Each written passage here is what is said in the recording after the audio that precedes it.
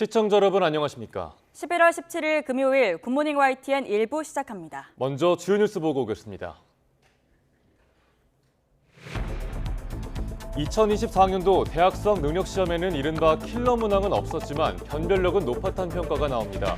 국어 1등급 기준은 지난해 수능보다 10점가량 하락할 걸로 분석됐습니다.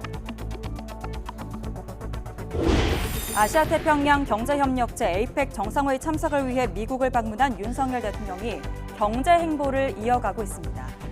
미국이 주도하는 경제협의체인 인도태평양 경제 프레임워크 IPF 정상회의에도 참석해서 공급망 다변화 방안도 모색할 예정입니다. 국민의힘이 경기도 김포시를 서울시에 편입하는 특별법을 발의하면서 이른바 메가시티 서울 구성에 속도를 내고 있습니다. 메가시티를 논의하기 위해 서울과 경기, 인천 세 광역자치단체장이 만났지만 입장 차이만 확인했습니다. 수백억 원대 통장 잔고 증명서를 위조한 혐의로 재판에 넘겨진 윤석열 대통령의 장모 최은순 씨에 대해서 징역 1년의 실형이 확정됐습니다. 대통령실은 사법부 판단에 대해서는 언급하지 않는다는 입장이지만 더불어민주당은 윤 대통령이 대국민 사과를 해야 한다고 촉구했습니다.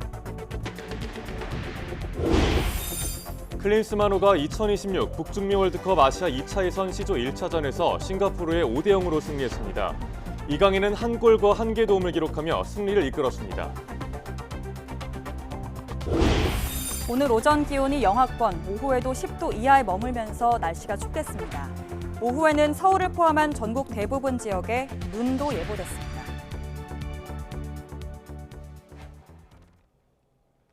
네, 첫 소식입니다. APEC 정상회의 참석차 미국 샌프란시스코를 방문 중인 윤석열 대통령이 일본 기시다오미오 일본 총리와 만났습니다. 지난 9월 G20 정상회의를 계기로 인도 뉴델리에서 한일 정상회담을 연 이후 2달여 만이자 올해만 7번째 대자입니다. 두 정상은 우리 시각으로 내일은 미국 스탠퍼드대를 나란히 방문해서 한일과 한미일 첨단 기술 분야 협력을 주제로 함께 좌담회에 참석할 계획입니다. 2024학년도 대학수학 능력시험에선 킬러 문항 배제 여부가 초미의 관심사였는데요. 전문가들이나 수험생들은 킬러 문항은 없었지만 변별력은 높았다는 평가를 내렸습니다. 김연아 기자가 보도합니다. 정문성 수능 출제위원장은 시험 시작 전 이번 수능에 킬러 문항은 없다고 자신했습니다. 고교 교사들로 구성된 수능 출제 점검위에서 킬러 문항이 아니란 판단을 받을 때까지 모든 문제를 계속해서 수정했다는 설명입니다. 킬러 문항 요소가 있다라고 의견이 오면 저희들이 그걸 100% 받아서 수정 보완하는 방식으로 이번에는 그 소위 킬러 문항은 출제하지 않았다. 이렇게. EBS 현장 교사단과 주요 입시 업체들도 킬러 문항은 없었지만 변별력은 확보했다고 평가했는데 수험생들도 결코 쉬운 시험은 아니었다고 입을 모았습니다. 작년 같은 경우에는 진짜 킬러 문제는 킬러 문제다. 이번에는 구분이 사라져서 그냥 다 하나같이 어렵게 나왔던 것 같아요. 네, 그래서 시간이 많이 부족했습니다. 다들 국어가 어렵다고 하는데 저는 개인적으로 수학이 좀 제일 어렵다고 느껴지고 킬러는 배제했다고 하는데 좀 난이도가 떨어졌다기보다는 교육과정 밖의 문제들이 사라진 것 뿐이지 난이도는 그냥 유지됐다고 생각합니다. 국어는 친숙한 지문이 많았음에도 정작 정답을 고르기 어려운 문제가 많아서 불국어라던 9월 모의평가보다 더 어려울 것으로 보이고 수학의 경우 과도한 계산식을 요구하지는 않았지만 9월 모평보다 까다로워져서 최상위권 변별력을 확보했다는 평가입니다. 9월 모의평가와 출제 기조를 유지하면서 최상위권의 변별력까지 갖췄다고 분석하였습니다. 최상위권에서 느끼는 거는 이번 9월과 수능 사이 정도가 되지 않을까. 영어 역시 1등급이 4%대에 그쳤던 9월과 비슷하게 출제된 것으로 보입니다. 국영수 모두 어려워서 변별력 확보는 충분할 것으로 보이지만 2, 3등급 학생들 가운데 수능 최저 기준을 맞추기 어려운 경우가 늘어날 수 있다는 전망도 나옵니다. YTN 김현아입니다. 어제 치러진 대학수학 능력시험의 경우 1등급 커트라인이 국어 영역은 83점에서 89점, 수학 영역은 82점에서 93점 사이에서 형성될 것으로 입시업계가 분석했습니다. EBSI와 각 입시업계가 예측한 국어 영역 1등급 커트라인은 화법과 작문의 경우 EBSI 88점, 메가스터디 89점, 이투스는 86점으로 지난해 커트라인 점수인 96점에 못 미칠 걸로 예측됐습니다. 언어와 매체 역시 지난해 커트라인인 92점보다 낮은 83점에서 85점 사이에서 1등급이 결정될 걸로 예상되고 있습니다. 반면 수학의 경우 확률과 통계 91점에서 93점, 미적분 82점에서 85점, 기하는 88점에서 89점 사이에서 1등급이 결정될 걸로 예측돼 작년 수능 커트라인과 비슷하거나 약간 오를 걸로 보입니다. 수능이란 무게감에 짓눌려 힘든 1년을 보내온 수험생들은 시험이 끝나자마자 해방감을 만끽했습니다. 홀가분한 마음이 자칫 일탈행위나 안전사고로도 이어질 수 있는 만큼 경찰은 인파가 많이 몰리는 번화가를 중심으로 범죄 예방과 선도 활동을 진행했습니다. 김대겸 기자입니다. 서울 홍대 거리가 인파로 북적입니다. 1년이란 긴 수험 생활의 마침표를 찍는 날, 많은 가게가 수험생 할인 안내문을 내걸었습니다. 비도 오고 쌀쌀한 날씨이지만 집이 아닌 곧장 거리로 향한 수험생들의 발걸음은 가볍고 홀가분하기만 합니다. 매일 지나칠 수밖에 없었던 셀프 사진관에 들러 시간을 보내고 수험표를 내보이며 수험 기간 내내 기다려왔던 이 순간을 한 장의 사진에 담아내기도 합니다. 일단은 1년 동안 놀이공원도 못 가고 좀 학원가밖에 못 가가지고 많이 놀러 다니고 놀이공원 꼭 가고 싶습니다. 친구들과 함께 노래도 불러보고 수험생들에겐 모처럼 여유로움을 만끽할 수 있는 하루입니다. 저 2월 달에 부산 가기로 했어요. 예, 맛있는 것도 먹고 회도 먹고 맛집 투어도 하고 그러려고요. 방역 지침 완화로 4년 만에 마스크 없이 치러진 이번 수능에 전국에서 50만 4천여 명이 응시했습니다. 마스크도 벗게 된 만큼 이전보다 한결 더 가벼워진 마음이 혹여 사고로 이어지지 않을지 경찰은 도심 번화가 곳곳에 순찰 인력과 학교 전담 경찰관들을 배치했습니다. 또 수험생들의 안전한 학창시절 마무리를 위해 오는 2월까지 청소년 선도 보호활동 기간도 운영할 방침입니다. 마지막까지 긴장을 늦출 수 없었던 수능, 그리고 함께 마음 졸여야 했던 부모님과 가족들. 수험생들에게는 해방감만큼 큰 감사함도 느낄 수 있는 하루였습니다. 좋은 결과가 아니어서 좀 죄송하고 근데 어떻게 해서든 공부 아니어도 성공할 거니까 좀만 기다려줬으면 좋겠습니다. 감사합니다. 화이팅! YTN 김대겸입니다.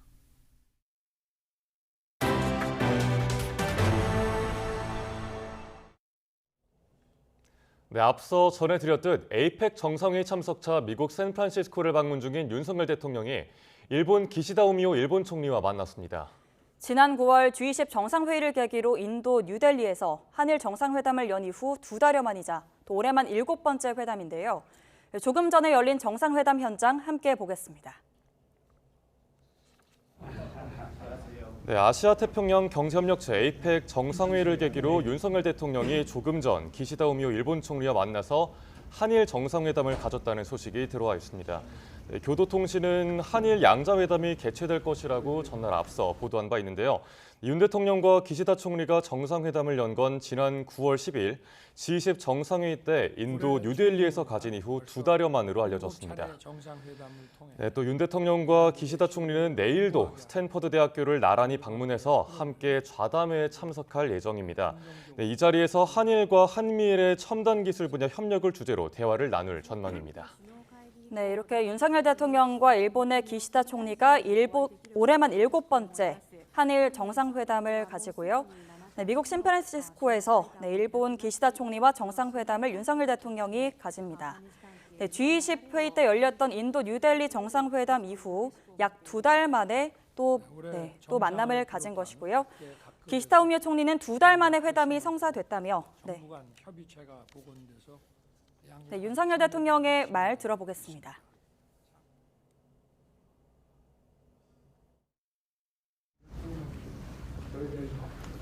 정상회의 이래 2달 만에 우리 후미오 총리님을 다시 뵙게 돼서 반갑습니다. 올해 총리님과 벌써 7차례 정상회담을 통해 우리 양국의 신뢰를 공고하게 하고 한일 관계의 흐름을 아주 긍정적으로 이어나가고 있어 매우 기쁘게 생각합니다. G20 首脳会議以降2ヶ月ぶりに岸田文雄総理大臣にお会いできることを嬉しく思います。本年総理とはもうすでに7回目の首脳会談を開きまして、両国の信頼関係を固め、韓日関係の流れを前向きに続けており、非常に嬉しく思っております。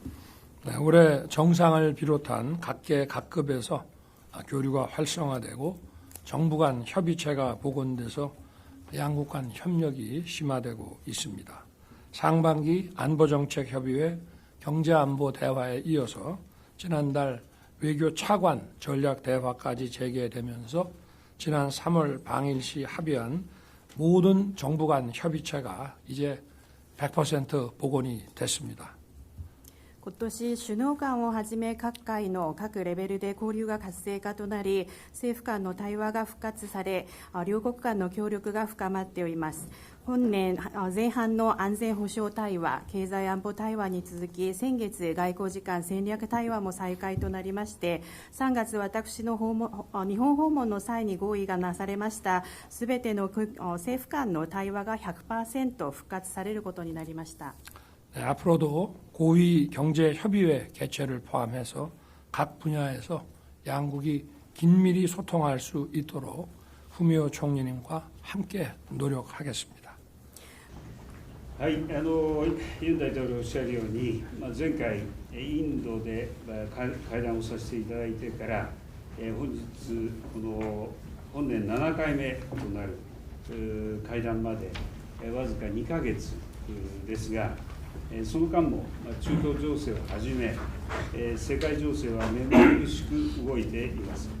こうした中、このイスラエルからの自国民出国に際して日韓の緊密な協力が行われたということ、これは大変心強い動きであったと思っています。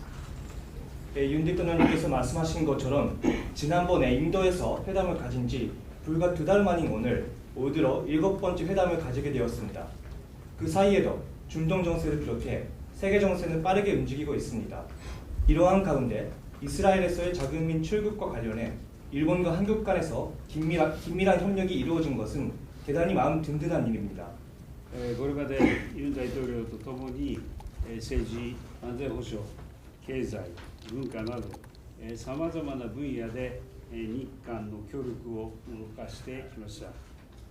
この歩みをさらに前に進めたいと思っています。同時に世界が歴史の転換点にある中、私は世界をこの分断対立ではなく協調に導いていくとの強い思いを持っており、この点でも日韓はパートナーとして協力できると考えています。 그간 윤 대통령님과 함께 정치, 안전보장, 경제, 문화 등 다양한 분야에서 양국 간 협력을 추진해 왔습니다. 이 걸음을 더욱 전진시키기를 희망합니다. 이와 동시에 세계가 역사적 전환점에 놓인 가운데 저는 세계를 분열과 갈등이 아닌 협조로 이끌어 나가겠다는 강한 뜻을 가지고 있으며 이 점에서도 일본과 한국은 파트너로서 협력할 수 있다고 생각합니다.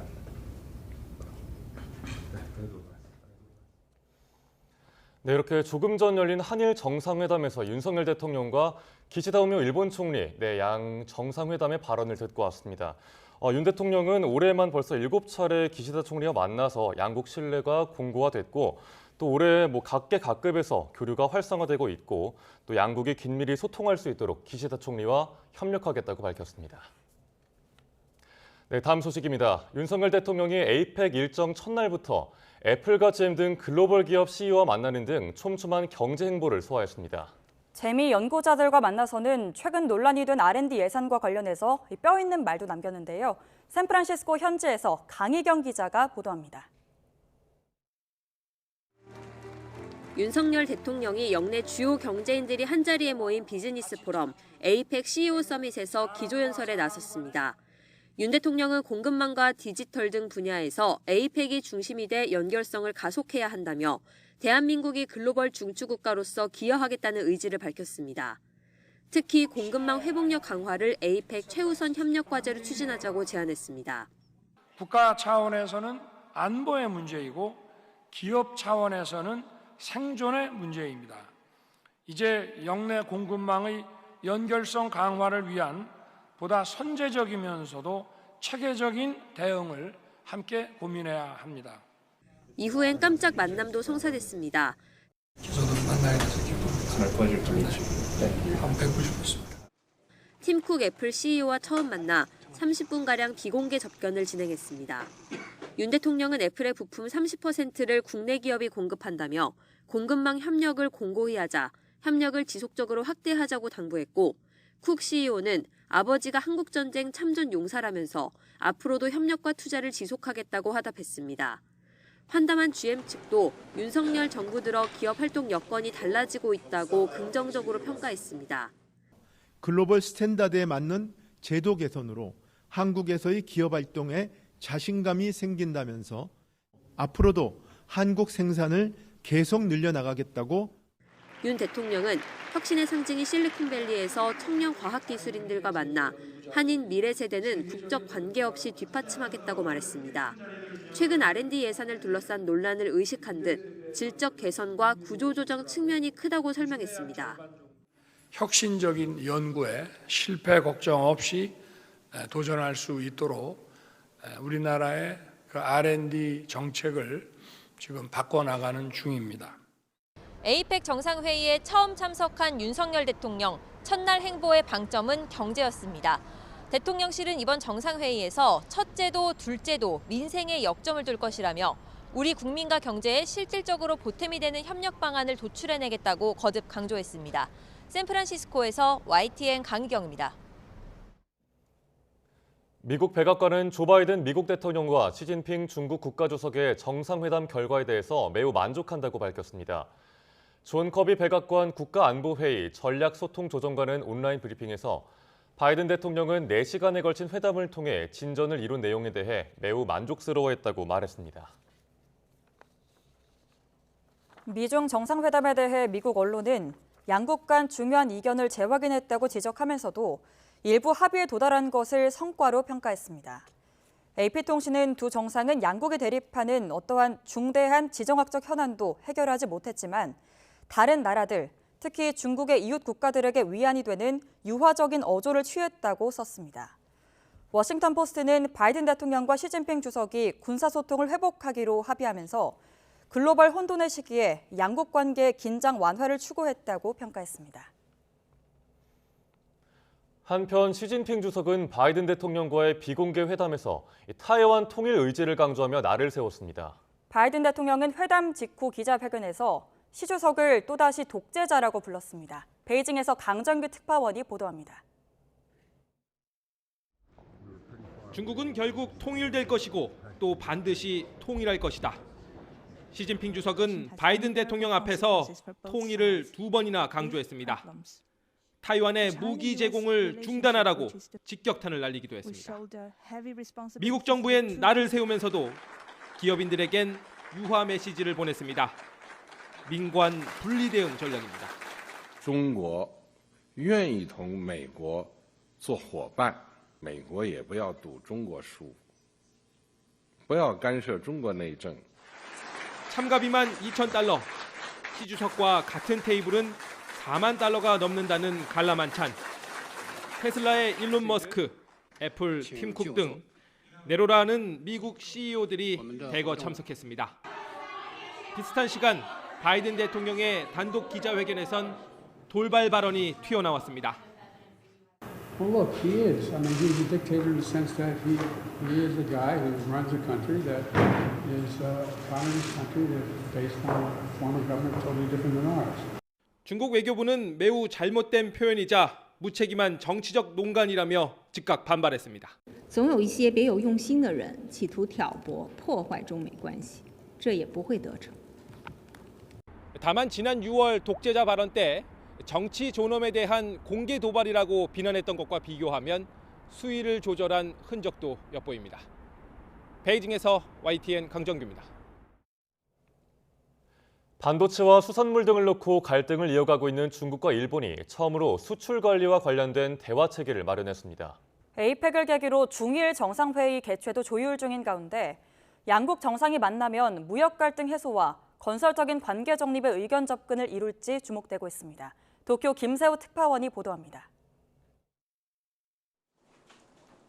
니시무라 야스토시 일본 경제산업상이 미국에서 왕원타오 중국 상무부장과 만나 수출관리 대화 창설에 합의했습니다.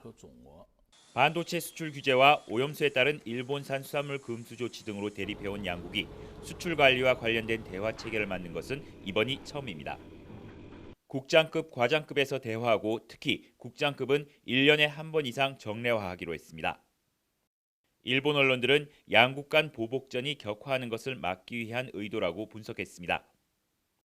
이런 가운데 기시다 후미오 총리는 에이펙 참석에 앞서 시진핑 국가주석과의 대화에 의욕을 보였습니다. 建設的かつ安定的な関係を維持するため、お互いの努力によってこうした関係を維持していく、こういった基本方針は変わっておりません。 에이펙 기간 중일 정상회담이 성사되면 양측은 건설적, 안정적인 관계 정립에 주력할 것으로 보입니다. 수출 관리 문제도 주요 의제로 오를 전망입니다. 日中が協力して、そしてその APEC の中核的な存在になると思いますね。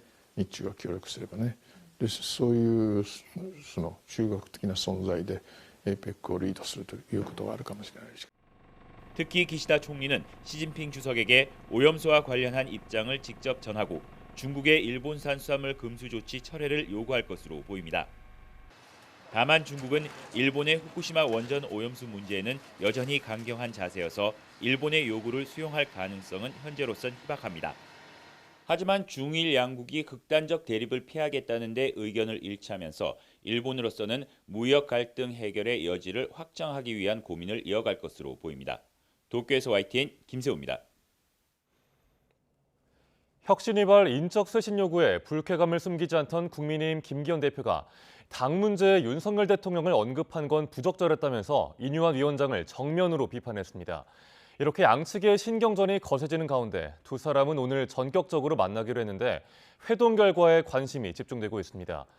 민주당 역시 비명계 모임이 공식 출범하는 등 내홍이 격화하는 분위기입니다. 박광렬 기자의 보도입니다. 이뉴한 위원장의 이른바 윤심 발언 하루 만에 김기현 대표가 작심한 듯 입을 뗐습니다. 당 사안에 대통령을 거론한 건 적절치 않다며 이 위원장을 정조준했습니다. 당무에 개입하지 않고 있는 대통령을 당내 문제와 관련돼서 언급하는 것은 바람직하지 않다고 생각합니다. 울산 출마하실지도 좀 궁금하거든요. 당대표의 처신은 당대표가 알아서 결단할 것입니다. 지도부와 친윤 핵심 용퇴론에 윤석열 대통령 의중이 담긴 듯한 뉘앙스의 전날 이 위원장 언론 인터뷰를 직접 겨냥한 거란 해석이 나왔습니다. 혁신위는 특별히 언급할 내용이 없다고 일단 맞대응을 피했지만 양측의 긴장감은 고조되고 있습니다. 인적 쇄신 요구에 대한 결단을 미루고 혁신위를 흔들 경우 조기 해산밖에는 답이 없다며 애둘러 반발 수위를 끌어올린 겁니다. 계속 거부하고 받아들이지 않으면 혁신위가 할 수 있는 스스로의 자체적 판단으로 할 수 있는 일은 혁신위를 해체하는 것뿐이 더 있겠느냐. 신경전이 고조되는 상황에서 김기현 대표와 이뉴한 위원장의 회동이 전격적으로 결정됐습니다. 혁신위 활동 개시 이후 첫 만남인데 이 용태론을 계기로 불거진 충돌 양상을 수습할지 관심이 쏠립니다. 당 핵심의 거취와 쇄신을 둘러싼 논란은 민주당 내에서도 확산하고 있습니다. 그동안 개별적으로 목소리를 내오던 대표적 비명계 4인방은 공식 모임을 꾸리고 세력화에 본격 나섰습니다. 이재명 방탄과 강성 팬덤 정치, 개딸과의 결별을 촉구하며 친명 주류의 대립각을 세웠습니다. 친명 1세계 지도부, 강성 지지층, 외부의 유튜브 언론 등 획일적 전체주의적 목소리로는 국민의 민주당으로 갈 수 없습니다. 이 대표 험지 출마 요구 등 기득권 내려놓기 압박 강도도 높일 기세인데 이 대표는 여전히 말을 아끼고 있습니다. 대신 친명계 의원들이 이 연일 내년 총선에서 이 대표의 역할론 등을 부각하며 공세에 밀리지 않겠다는 뜻을 분명히 했습니다. 0.5선에게 기득권이라고 얘기하는 거는 뭐 적절하지 않다고 보고요. 총선을 진두지휘해야 될 당대표가 고향 안동 아주 험지에 가서 자기 선거만 하라는 것입니다. 이 총선 시계가 부쩍 빨라지면서 여야 모두 당내 역학 구도를 둘러싼 내홍의 불씨가 커지고 있습니다. YTN 박광렬입니다. 대통령실은 국민의힘 이뇨한 혁신위원장이 앞서 윤석열 대통령 측으로부터 일종의 신호를 받았다고 밝힌 것과 관련해 그런 건 없었다고 일축했습니다. 대통령실 고위 관계자는 어제 기자들과 만나 윤 대통령이 혁신위에 힘을 실어줬다는 얘기로 당이 시끄럽다는 질문에 당에서 알아서 해야 한다고 말했습니다. 서울, 경기, 인천 세 광역자치단체장이 한자리에 모여 김포 등의 서울 편입 문제를 논의했지만 의견 차이만 확인하고 끝났습니다. 오세훈 서울시장과 김동연 경기도지사, 유정복 인천시장은 어제 저녁 서울 중구 프레스센터에서 만나 메가시티 문제와 교통 정책 등을 논의했습니다. 오 시장은 회동 이후 취재진에게 김포 서울 편입 등 메가시티 문제와 관련해 현격한 입장 차가 있었다면서 짧은 시간에 공통점을 발견하기 어려웠다고 말했습니다. 수백억 원대 통장 잔고 증명서를 위조하고 이를 행사한 혐의 등으로 재판에 넘겨진 윤석열 대통령의 장모 최은순 씨에 대해서 대법원이 징역 1년의 실형을 확정했습니다. 항소심에서 법정 구속됐던 최 씨는 보석 청구도 기각되면서 내년까지 수감 생활을 이어가게 됐습니다. 김철희 기자입니다. 윤석열 대통령의 장모 최은순 씨에 대해 대법원이 징역 1년의 실형을 확정했습니다. 지난 2013년 경기 성남시 도촌동 땅을 살 때 은행 잔고 증명서를 위조한 혐의 등에 대해서입니다. 최 씨는 저축은행에 돈을 맡겨둔 것처럼 통장 잔고 증명서를 위조한 것으로 드러났는데 모두 4차례 규모는 349억여 원에 달합니다. 여기에 위조된 증명서 가운데 한 장을 법원에 제출하기까지 하고 구매한 땅을 동업자 사위 명의로 허위 등기한 혐의도 받았습니다. 뒤늦게 기소된 최 씨는 재판 과정에서 잔고 증명서 위조 사실은 인정했지만 이 증명서가 소송에 쓰인다는 것을 알지 못했다며 나머지 혐의를 부인했습니다. 위조된 잔고 증명서가 실제로 법원에 소송 증거로 제출되는지 모르셨나요? 도촌동 땅 차명으로 산 혐의 인정하십니까? 그러나 1심과 2심 재판부는 모든 혐의를 인정해 징역 1년의 실형을 선고했습니다. 특히 항소심 재판부는 최 씨가 저지른 죄의 질이 나쁘고 재범이나 도주 우려도 있다며 최 씨를 법정 구속했는데 당시 최 씨는 격앙된 반응을 보이다가 법정에서 쓰러지기도 했습니다. 이후 최 씨는 판결에 불복해 상고했지만 4개월도 안 돼 나온 대법원 판단 역시 항소심과 같았습니다. 대법원은 원심 판결이 증거의 증명력을 법관의 자유 판단에 맡기는 자유심증주의 원칙을 어기지 않았고 혐의에 대한 법리 오해도 없었다고 설명했습니다. 최 씨는 법정 구속된 뒤 2달 만인 지난 9월 건강 상태를 이유로 보석을 신청했는데 이번에 형이 확정되면서 내년 7월까지 그대로 수용 생활을 이어가게 됐습니다. 다만 윤 대통령이 최 씨를 사면하거나 가석방으로 풀려날 경우 수용 생활은 더 빨리 끝날 수 있습니다. YTN 김철입니다. 검찰이 문재인 전 대통령의 사위 서모 씨의 타이 이스타제 티켓 채용 의혹 수사에 속도를 내고 있습니다. 이 사건은 지난 2018년 이상직 전 의원의 중소벤처기업진흥공단 이사장 임명과도 맞물려 있는데요. 핵심 관련자로 떠오른 당시 주무부처 장관은 이 전 의원의 중진공 이사장 임명에 관여한 바가 없다며 화살을 돌렸습니다. 김민성 기자가 보도합니다. 검찰이 서울 강남에 있는 한국벤처투자를 추가 압수수색했습니다. 지난 13일 중소벤처기업부와 중소벤처기업진흥공단, 인사혁신처에 이어 수사를 전방위로 확대한 겁니다. 그동안 전주지검은 2018년 3월 이상직 전 의원의 중진공 이사장 임명과 넉 달 뒤 서 씨의 타이스타제 전무이사 취업 사이의 대가성을 따지면서 뇌물이나 제3자 뇌물죄를 염두에 둬왔습니다. 문 전 대통령과 타이스타젯을 실소유한 이 전 의원이 두 채용을 맞교환한 게 아니냐는 가설이었습니다. 그런데 여기에 더해 이번 압수영장 청구로 검찰이 직권남용 권리행사 방해 혐의를 추가 적용한 사실이 확인됐습니다. 직권남용의 주체인 공무원이 누구고 어느 선까지 관여됐는지가 핵심으로 떠오른 겁니다. 관련 규정에 따르면 중진공 이사장 임명은 중진공 임원추천위원회가 복수 추천한 인물을 중기부 장관이 제청하고 최종적으로 대통령이 이를 임명하는 순서로 진행됩니다. 이사장 공모 접수 기간인 지난 2018년 1월 이상직 의원은 한 매체와 인터뷰를 통해 공모에 신청한 사실을 직접 밝혔고 이후 내정설에 불이 붙었습니다. 전직 국회의원, 그것도 선거 캠프 주요 보직자가 공모에 응한 건 사실상 내정된 것 아니냐는 게 당시 추측이었습니다. 그런데 2018년 당시 중기부 장관이었던 홍종학 전 민주통합당 의원은 YTN과 통화에서 이상직 이사장 선임에 전혀 관여한 바도 없고 아는 게 없다고 주장했습니다. 내가 있을 때인지는 모르지만 이미 프로세스는 이미 진행이 된 상태예요. 이상직 이사장은 그 당시에는 좋은 사람이기 때문에 기업인 출신이고 그러니까 기업인 출신이 전문가가 됐구나 저는 그런 정도로 해서 생각을 했죠. 이와 관련해 중기부 관계자는 무순위로 선정돼 올라온 복수의 후보자를 단수로 좁혀 제청하는 게 장관의 역할이라고 설명했습니다. 검찰 관계자는 아직 압수물을 분석하는 단계라며 관련자 소환 검토는 현재로서는 너무 나간 이야기라고 선을 그었습니다. 벌써 3년째 지지부진하던 수사가 총선을 앞두고 본격화한 건데 향후 어떤 방식으로 전개될지 검찰의 칼끝에 관심이 집중되고 있습니다. YTN 김민성입니다. 대장동 50억 클럽 의혹으로 기소된 박영수 전 특별검사 재판에서 민간업자 남욱 변호사가 청탁 대가로 박 전 특검 측의 요구에 3억 원을 전달했다고 증언했습니다. 서울중앙지법에서 열린 박 전 특검과 양재식 전 특별검사부 재판에서 남 변호사는 증인 신문을 통해 이같이 말했습니다. 그러면서 지난 2014년 11월부터 12월 현금 3억 원을 모두 3차례에 걸쳐 전달했는데 이는 선거운동을 하는 캠프 변호사 10여 명에게 월급 보전과 활동비, 경력금 명목 등으로 전달됐다고도 밝혔습니다.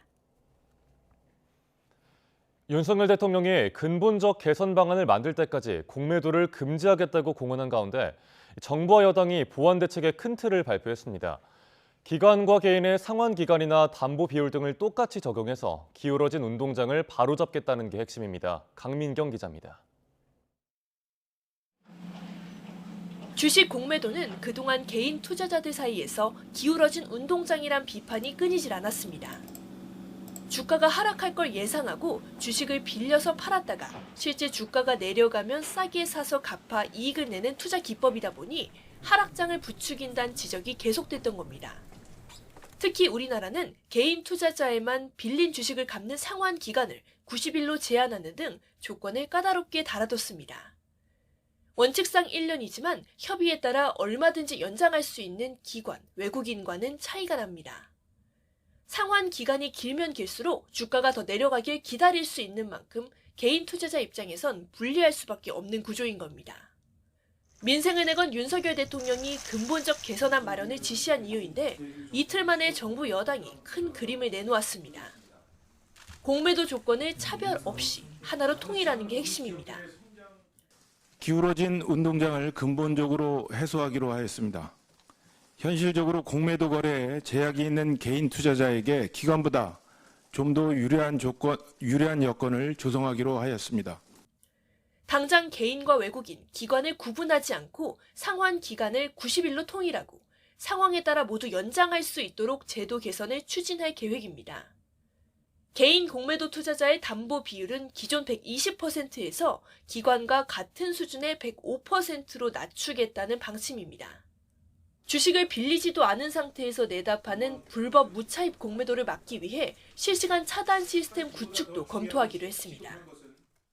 실무를 담당하고 있는 거래소와 금융감독원 등이 관련된 전산 시스템의 모양이 어떻게 될지에 대해서 구체적으로 앞으로 TF를 운영해 가면서 이와 함께 공매도 공시 대상을 현행 발행량의 0.5% 이상에서 0.01% 또는 잔고 금액 10억 원 이상으로 확대해 정보의 투명성을 높이고 불법 공매도 처벌 수위 역시 강화하기로 했습니다. 당정은 공매도가 한시적으로 금지된 내년 6월 말까지 최대한 보완 대책을 완성하겠다는 계획인데 상황이 여의치 않으면 금지 기간을 더 연장할 가능성도 열어뒀습니다. YTN 강민경입니다. 높은 금리에 매수 심리가 위축되면서 아파트 매매가 상승세는 주춤해졌지만 전셋값은 여전히 상승세를 이어가고 있습니다.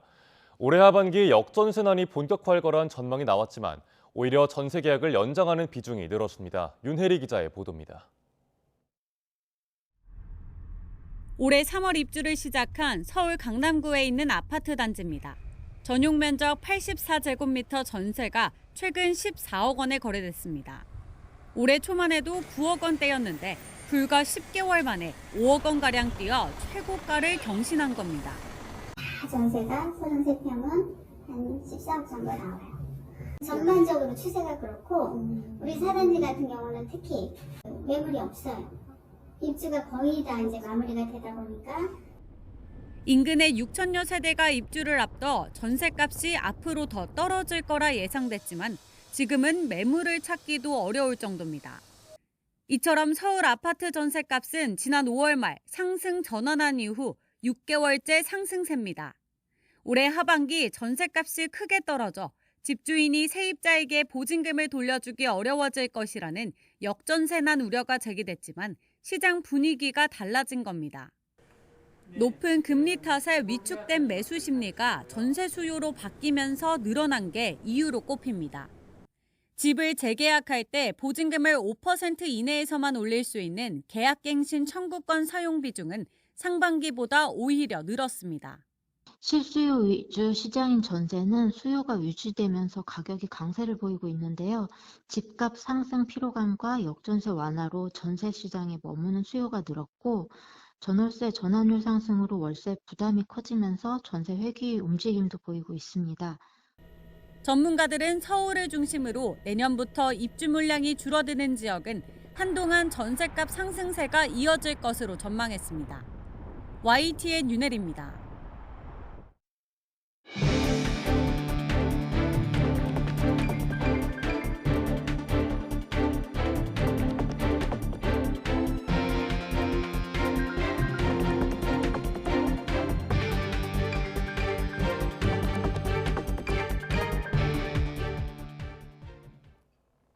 당 지도부와 주류 인사들의 용퇴 권고 등을 놓고 신경전이 고조된 국민의힘 김기현 대표와 인유한 혁신위원장이 오늘 전격 회동하기로 했습니다.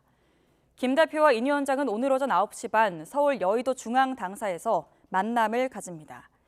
두 사람은 어제 전화통화를 마친 뒤 면담 일정을 잡았다고 혁신위 관계자는 전했는데 용태론을 계기로 불거진 양측의 충돌 양상이 수습될지 주목받고 있습니다. 더불어민주당은 잔고 증명서를 위조한 혐의로 징역 1년을 확정받은 윤석열 대통령의 장모 최은순 씨에 대해서 윤 대통령의 대국민 사과를 촉구했습니다. 강선우 대변인은 어제 국회 브리핑에서 윤 대통령이 대선 후보 시절 최 씨가 10원 한 장 피해준 적이 없는 분이라고 말했지만 최 씨가 유죄를 받은 뒤 윤 대통령은 계속 침묵을 지켜왔다며 이같이 지적했습니다.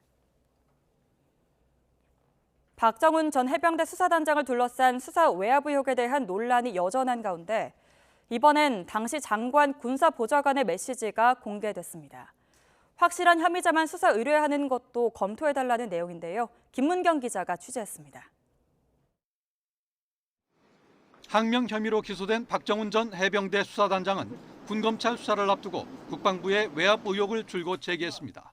알 수 없는 이유로 국방부 법무관리관으로부터 수차례 수사 외압과 부당한 지시를 받았고 저는 단호히 거절하였습니다. 국방부는 그러나 지시가 아니라 여러 수사 방안 가운데 하나를 설명한 것이라며 관련 의혹을 부인했습니다. 그런데 당시 법무관리관뿐만 아니라 장관 군사보좌관이 김계환 해병대 사령관과 주고받은 문자 메시지가 공개됐습니다. 당시 이 보좌관은 해병대 수사단이 경찰에 문건을 이첩하기 하루 전인 지난 8월 1일 개인 의견을 전제로 확실한 혐의자는 수사 의뢰하고 지휘 책임 관련 인원은 징계로 하는 것도 검토해달라는 문자 메시지를 보냈습니다. 이에 대해 해병대 사령관은 부하들을 전부 살리고 싶은데 아쉽다며 수사단의 수사 결과는 문제가 없었다고 답했습니다. 그러면서 문건 이첩 시기는 해외 출장 중인 장관의 귀국 후에 지침을 받고 하겠다고 덧붙였습니다. 이 문건을 주고받은 다음 날 박 전 수사단장은 관련자 8명 모두에게 과실치사 혐의를 적용한 조사 결과를 민간 경찰로 넘겼다가 이첩 보류 지시를 어겼다는 항명 혐의로 재판에 넘겨졌습니다. 당시 보좌관은 개인적으로 궁금한 것을 사령관에게 이야기한 것이라고 해명했고 국방부는 여러 수사 방안을 언급한 것이라는 기존 입장을 거듭 밝혔습니다. 줄이라 이런 단어는 없는 것이고 금방 지금 말씀하신 건 제가 금방 다 얘기해 드렸지만 저희가 지금까지 해왔던 것과 같은 맥락의 얘기인데. 항명 혐의와 수사 외압 여부를 둘러싸고 양측의 주장이 극명하게 엇갈리는 가운데 다음 달부터 진행되는 재판에서 치열한 법정 공방이 예상됩니다. YTN 김문경입니다. 정부는 유엔 총회에서 우리나라를 포함해 62개 나라가 공동 제안국으로 참여한 가운데 북한 인권결의안이 그간의 관례대로 표결 없는 전원 동의 방식으로 채택된 것을 환영한다고 밝혔습니다. 임수석 외교부 대변인은 정례 브리핑에서 이번 결의는 제3국 내 탈북민 강제 북송과 관련해 최근 북한 국경 지역 이동 재개 사실을 반영했다며 이 같은 입장을 표명했습니다.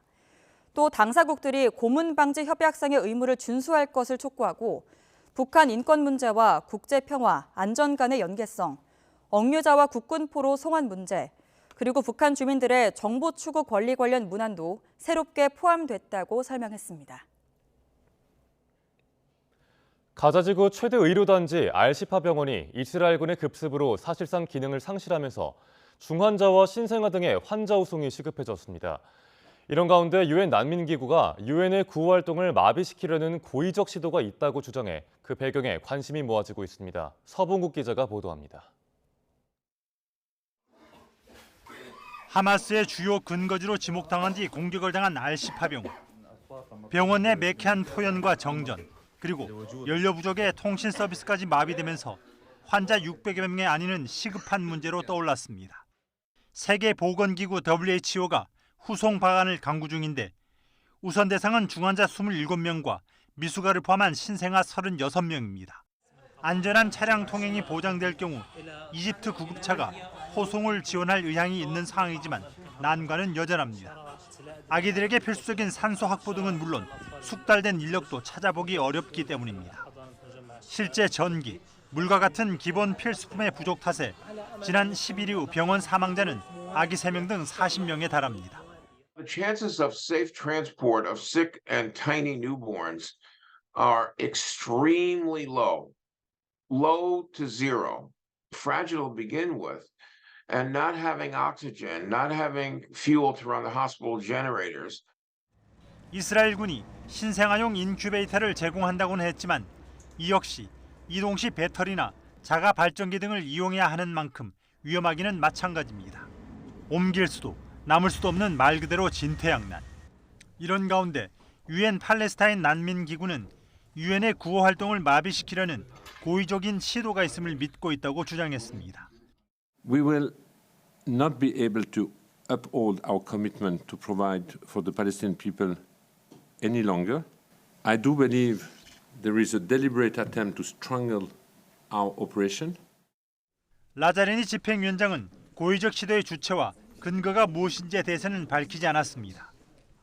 라자레니 위원장은 또 이스라엘이 디젤류 24,000리터 반입을 허용했지만 용도가 구호품 수송 트럭 연료로만 제한돼 병원 가동이나 피난민들의 생존에 필요한 연료와는 전혀 관계가 없다고 덧붙였습니다. YTN 서봉국입니다.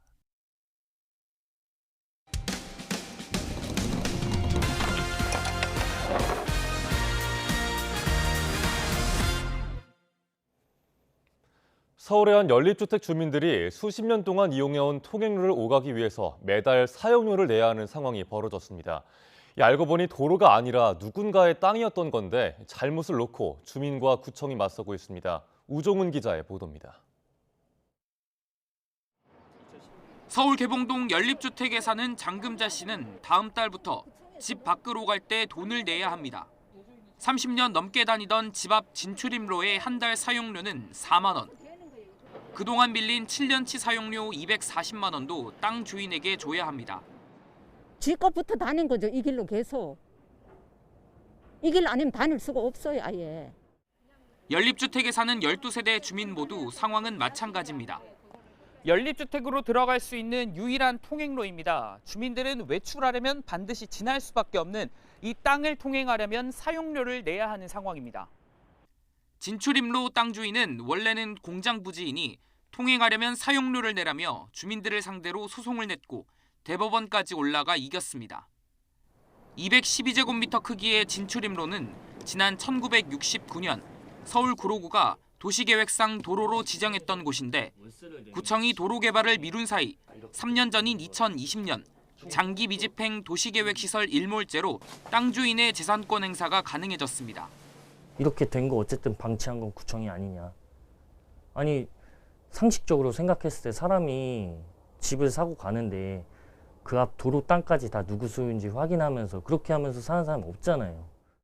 구청은 예산 부족으로 우선순위에서 빌려 도로로 만들지 못했다며 당장은 도울 방법이 없다는 입장입니다.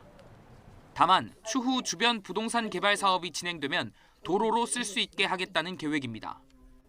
지역 주민들의 피해를 최소화하기 위해서 그 장기 전세 주택 건립 사업 승인 시 도로 개설하면 그 사항들이 해소될 것 같습니다. 하지만 사업은 빨라야 내년 하반기에나 시작될 예정이라 주민들은 그때까지 사용료를 내야 합니다. 이처럼 도로가 아닌데 도로로 쓰여왔다며 구청 등을 상대로 땅 주인이 소송을 낸 사례는 구로구에만 107건에 이르고 전국적으로는 훨씬 많을 것으로 추산됩니다. 수십 년간 묵혀져 있던 통행료 갈등에 지자체 대책을 촉구하는 목소리가 곳곳에서 터져나오고 있습니다. YTN 우종훈입니다.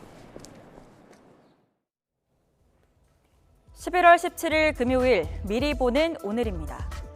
윤석열 대통령이 오늘 진행되는 아시아태평양 경제협력체 APEC 회의 세션에서 기후위기 극복을 위한 우리나라의 기여와 자유무역체제 수호의 중요성, 그리고 회원국 간 연대 등을 강조할 예정입니다. 윤 대통령은 또 APEC에 참석한 정상들과 단체 사진 촬영, 업무 오찬, 그리고 대규모 만찬 등에도 참석합니다. 이어 미국 주도의 경제협의체인 인도태평양 경제 프레임워크, IPEF 정상회의에는 2년 연속으로 참석해서 공급망 다변화 방안 등을 모색합니다. 여야가 개 식용 종식법을 당론으로 채택하면서 법안 처리에 공감대가 형성된 가운데 정부와 여당 그리고 시민단체가 오늘 국회에 모여서 관련 의견을 냈습니다. 특히 이 자리에서는 개 식용 종식 시점과 개 사육 농가가 업종을 바꾸거나 폐업할 때 어떻게 또 얼마나 보상할지 등이 논의될 것으로 보입니다. 국민의힘 혁신위원회는 오늘 서울 여의도 중앙당사에서 8번째 회의를 열고 4번째 혁신안을 논의합니다. 혁신위는 지난 14일 화상회의를 통해 내년 총선 공천 과정에서 공정성과 도덕성을 강화할 방안을 논의한 만큼 이번 혁신안에도 비슷한 내용이 담길 것으로 보입니다. 영풍재즈 주가 조작에 가담한 조직원과 도피를 도운 법무법인 직원들의 구속 여부가 이르면 오늘 결정됩니다. 서울 남부지법은 오늘 오후 2시 자본시장법 위반 혐의를 받는 조직원 김모 씨 등 3명에 대한 구속 전 피의자 신문을 진행합니다. 또 이보다 앞선 오전 10시 반에는 범인 도피 혐의를 받는 정모 씨 등 법무법인 직원 3명에 대한 영장실질심사도 진행됩니다. 지금까지 미리 보는 오늘이었습니다. 경북 포항과 중국을 잇는 국제선 노선이 부정기 운항을 눈앞에 두고 있습니다.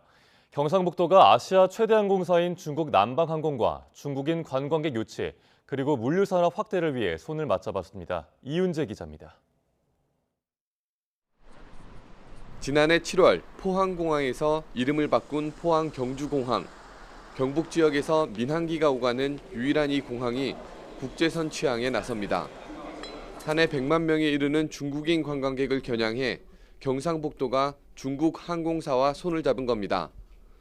우선 부정기 노선을 열어 시장 가능성을 타진할 방침입니다. 我们将携手庆尚北道相关宣传活动，共同策划和咨询国际航线的开通，致力于激发庆尚北道内外的旅游活力。 협약을 맺은 중국 남방항공은 900대 넘는 비행기를 가진 세계 3대 항공사입니다. 다양한 노선을 갖춘 항공사와 협력해 중국 각지에서 여행객을 끌어들인다는 목표입니다.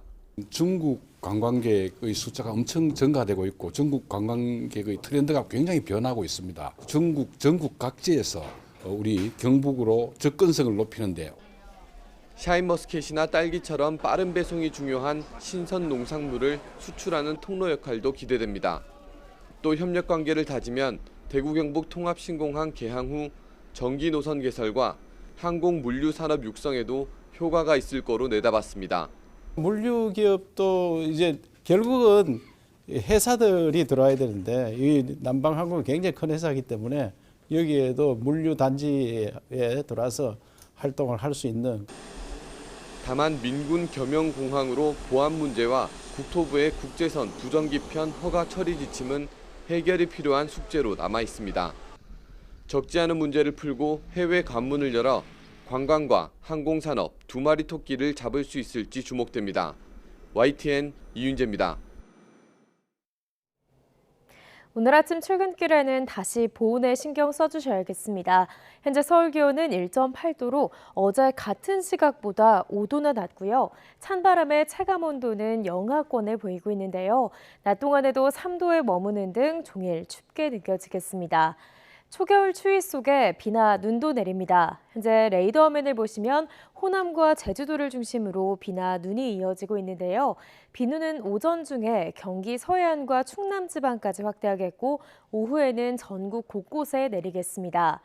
특히 대설주의보가 발령 중인 제주도 산간에는 최고 15cm 이상, 충청과 전북 동부에도 10cm 이상의 많은 눈이 내리겠고요. 서울 등 그 밖의 지역으로도 첫눈이 내려 쌓이겠습니다. 이에 따라 빙판길이 만들어지는 곳이 많을 것으로 보이는 만큼 각별히 주의해 주시기 바랍니다. 현재 기온 살펴보겠습니다. 현재 서울 기온 1.8도, 대전 3.6도, 부산은 6.4도를 나타내고 있습니다. 낮 동안에는 예년 기온을 4에서 8도가량 크게 밑돌겠습니다. 오늘 서울 한낮 기온 3도, 광주 8도, 대구는 11도가 예상됩니다. 이번 비와 눈은 오늘 밤이면 대부분 그치겠지만 충청 이남 지방은 내일 오전까지 이어지는 곳이 있겠고요. 주말인 내일은 추위의 기세가 더 강해지면서 올가을 가장 추운 날씨가 찾아올 전망입니다. 지금까지 날씨 정보였습니다. 굿모닝 YTN 1부 마칩니다. 잠시 후 2부가 이어집니다. 함께해 주신 여러분 고맙습니다.